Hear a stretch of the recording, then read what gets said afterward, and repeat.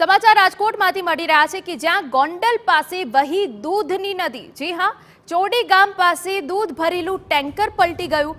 લોકો વાસણો લઈ દૂધ ભરવા દોડ્યા। એ દ્રશ્યો અમે તમને બતાવી રહ્યા છે કે જ્યાં દૂધથી ભરેલું ટેન્કર જઈ રહ્યું હતું ને તે અચાનક જ પલટી ગયું અને જાણે કે આસપાસ દૂધની નદીઓ વહેતી હોય તેવા દ્રશ્યો।